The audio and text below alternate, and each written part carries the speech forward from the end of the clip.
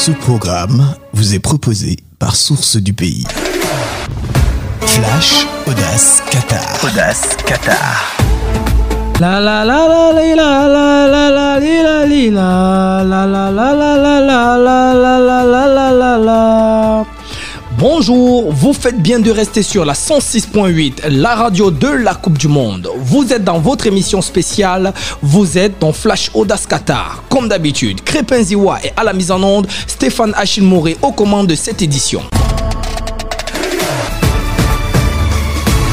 Bonjour une fois encore, vous êtes dans Flash Audace Qatar et nous démarrons l'édition de ce matin comme il est de coutume avec l'actualité sur les Lions indomptables. Pour le premier match de la poule G, le Cameroun affronte tout à l'heure 11h heure de Batory et de Colmesseng, le Nati de la Suisse. À cet effet, la dernière séance d'entraînement a eu lieu hier avec un invité surprise. Comme à la veille du match décisif où le Cameroun avait arraché la qualification pour le Mondial Qatar, le président de la FECAFOOT, Samuel Eto'o, s'est entraîné avec le groupe.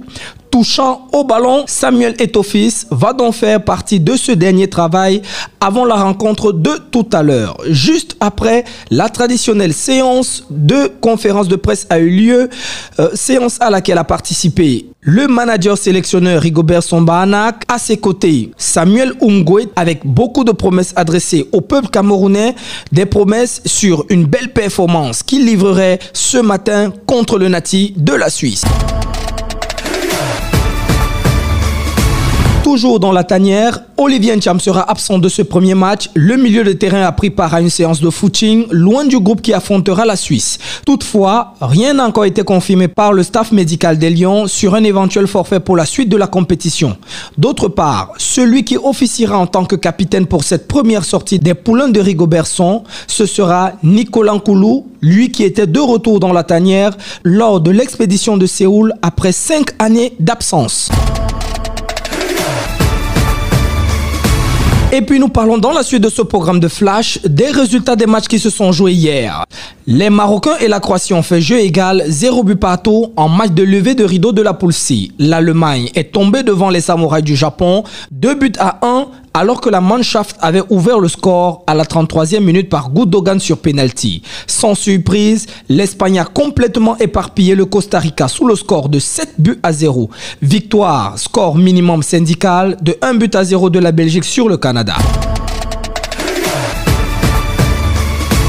Nous mettons un terme à cette édition du Flash avec le programme des matchs de la journée. La rencontre la plus attendue de ce groupe G, en levée de rideau à 11h, le Nati de la Suisse sera face aux Lions indomptables de Rigobert Song-Bahanak. À 14h, l'Uruguay sera face à la Corée du Sud. Le 5e représentant de l'Afrique, le Ghana, sera face au Portugal à 16h. Et en fin de journée, c'est-à-dire à 20h, le Brésil croisera le fer avec la Serbie. C'était tout pour les brèves de cette édition du Flash. Nous allons remercier la réalisation. Nous prenons rendez-vous demain, même lieu, même heure, et nous disons tous derrière les lions.